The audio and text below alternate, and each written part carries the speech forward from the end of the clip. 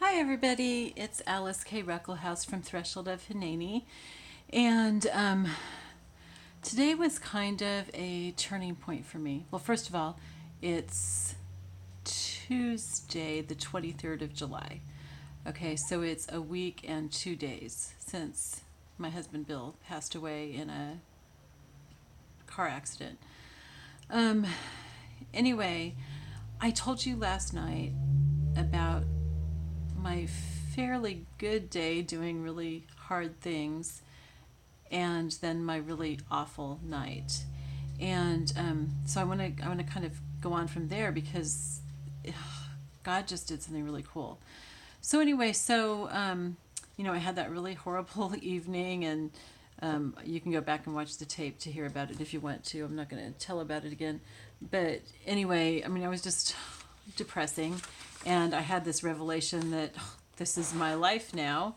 That's not really a revelation. That's like, oh my gosh, how depressing. And yeah. Anyway, so I came in here and I recorded, and then I went to bed.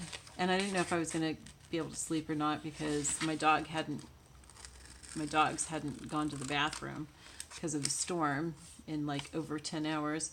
And it was supposed to storm all the way through noon the next day. So, I figured they're going to keep wanting to go outside and I'll have to get up to try to let them out, but they're not going to go out. And so I'm not going to get any sleep, and I've got to teach classes and blah, blah, blah, blah, blah, blah. And it was just like really bad.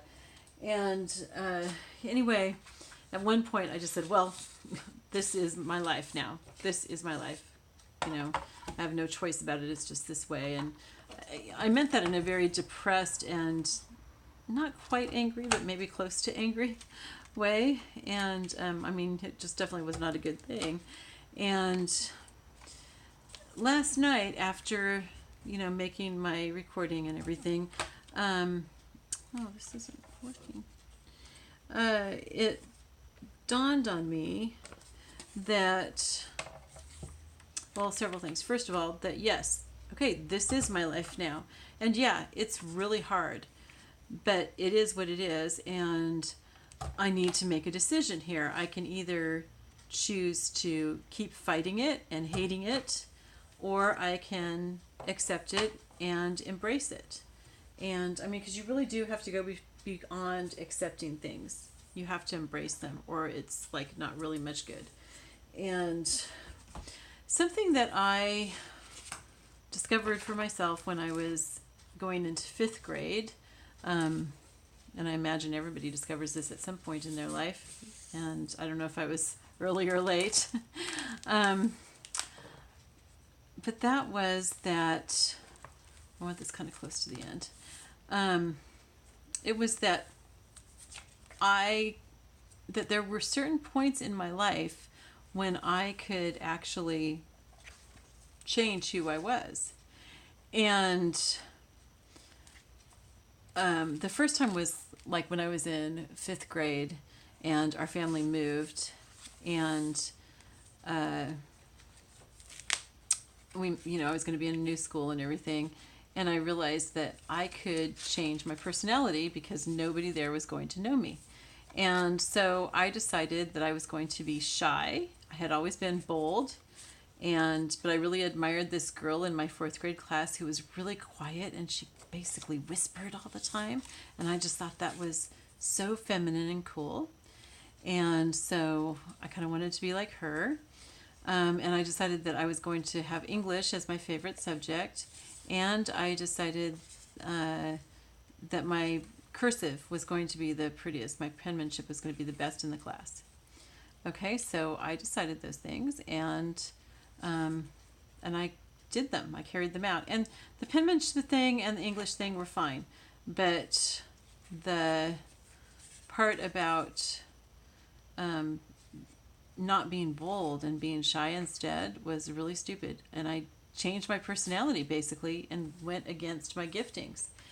And okay, so anyway, last night I realized that this is one of those pivotal times when I have the opportunity to become whatever kind of person I want to be. I'm a widow now, and I am having such a hard time saying that word, but I have to get used to it. That's what I am. And my husband is gone, and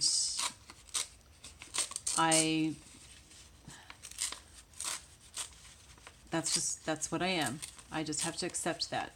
And I can either fight against it or I can embrace it. And I can fight against the fact that I have 7 animals, really, if you count the feral ones outside. I have 7 animals to take care of, and that limits what I can do, because I can't leave them or anything. I have to embrace the fact that I now have to, it's now my responsibility to take care of that leak in the roof. It's now my responsibility to figure out the bills and to do all the finances, even though I don't have a whole lot to go on, because I still haven't figured out Bill's bookkeeping system. He definitely had one. It's just that I haven't gotten to figure it out, and I haven't sat down with my dad to figure it out yet, because we've had more pressing things to do so far. And so women need security, and so not knowing where you are financially is a really scary thing. And and there's just like all these things. Anyway, I'm not going to sit here and list them all. That's not the point today. Anyway, so it was like, okay, I've got to embrace who I am. And there's this poem by Rudyard Kipling called If that my 6th grade teacher gave to us our first day of school. And it has always meant a lot to me. And I can't quote it. But, it talks about how, seeing the things you gave your life to broken and stooping and building them up with worn out tools, and losing everything that you've ever done and starting again and building it back up. And that's what I need to be. I need to choose that I'm not going to just be this wimpy widow. I'm going to be now I should have thought of some alliteration here. I don't want to be a wimpy widow. I want to be another widow, a wonderful widow. No, I want something more powerful. Anyway, it's like, the other thing was that when we went to the truck, ever since Bill died, I have wished that I had been in that truck with him. And again, please understand, I'm not suicidal. But this is just something normal that people go through. I don't want to live without him. Okay? And so it's just, it's hard to have to live without him. And so being at the truck yesterday and seeing that the passenger side was crushed, it was once again, it was like, God, why couldn't I have been with him? I was supposed to be with him, and I would have been in there, and I would have been killed instantly. So it's not like I probably would have even experienced a whole lot of pain, and I wouldn't have to be going through this pain now. And when I woke up this morning, okay, well, first of all, I had made that decision to embrace what my life is now, which seems really crappy, but I can make it into something else if I so choose. It'll be a lot of hard work, but I can. And then I woke up this morning and God said, you need to not only accept that it was Bill's time to go, you need to accept that it wasn't your time to go. Oh my word, that just like somebody punched me in the stomach. But it's true. And God's in control. I've been saying that all along, right? But do I really believe it? And he's the one who's in control, and I trust him. And so I need to trust that there's a reason why it wasn't my time, and that he still has stuff for me to do. So, that was pretty much as far as I got with that. I don't know. I have some ideas, because I knew before I met Bill, and I knew even more so after we were married. Because Bill just really, because he loved me so much and because he believed in me, I got to where I could believe that I really could be the person that God wants me to be and do the things that he wants me to do, which I never had the confidence to do before. And so it's not like it's all new. It's not like I'm like, oh God, I don't know. I don't have any idea who you want me to be or what you want me to do. But it's more like I don't know how now. It's like I know what he wants me to do and be, but I don't know how I'm supposed to do that. And that's okay. You know, I'm willing to wait on God for that and everything. There's nothing wrong with that. Um, so yeah. So anyway, so then this morning, you know, he said that about it wasn't my time to go and everything, and you know, so it's like, so I'm just really trying to accept that. So, but still, this morning was hard. I had 9 classes to teach, and it's really hard to go that long without crying. And I can't even cry in between classes because then, you know, my eyes will be all puffy and my face will be all red. I am not a pretty crier. I'm an ugly crier. And, you know, yeah, you just don't want to see me when or after I'm crying. It's just bad. And, you know, so I can't cry for like 5 hours. And plus the time that after I wake up before I start classes, I can't cry because, you know, I don't want to be all red-faced and gross and everything. So so after class, you know, of course, I just I turn off the camera after the last class and I burst into tears. And that's just kind of been my pattern. And I don't know how much longer that'll go on, but it probably will for a while, maybe forever. I don't know. And then I was going to send a text to his sister, but I decided to listen to, and I pulled up her number, but I decided to listen to a song first and sing along with it, Blessed Be Your Name, where it talks about, you know, when everything's going great, blessed be your name, but God, when everything's going horrible, blessed be your name. And I just really needed to hear that today and sing along with it and everything. And so I did. And then when it was almost over, my phone rang, and it had been his sister. Apparently I had accidentally called her, but she didn't hear me singing or anything, thank goodness. Or she may have like run for the hills. Anyway, so we talked for a while, you know, and I told her about, you know, what we had found out yesterday and everything. And then she was telling me some stories from when Bill was a kid, which was really, really cute and really fun. And yeah, so, you know, so anyway, she had me laughing. And then my best friend came over, and the reason I mentioned about his sister is because I think that, you know, having that time of laughing and everything kind of helped open me up to the time that I was going to spend with my friend. You know, I mean, I think we laughed some too, but mostly it was just like this really spirit-filled time where the Holy Spirit was just like back and forth between us, and inspiring, and giving us ideas and things that maybe we could do together or whatever. And you guys, I began to have hope. This was the first time since Bill died that I, is it bad to say died? Everybody says passed away. I say died, I don't know. Let me know if that's like uncouth or something, or like really insensitive, or what the deal is. Anyway, I think it's the first time since he died that I really began to have hope and to feel like, okay, there is a reason for me to still be living. And I'm not still sure how to do things, but, you know, it's like we had some ideas, and those may not be the things that we'll actually do, but it made it clear to me that there are possibilities. And so that was good. That was good. So, so the rest of the day, let's see, my mom and dad were here, and so I went shopping. And the thing, you know, I like having them here and everything. It really helps. And, you know, it helped to have Kathleen come. It helped to have his sister call and everything. But I don't feel comfortable crying around people. And so as soon as they leave, I just burst into tears because I need to cry really badly. I went through his wallet tonight while my parents were here. It was kind of funny because I didn't say this to them, but I almost felt afraid to go through his wallet.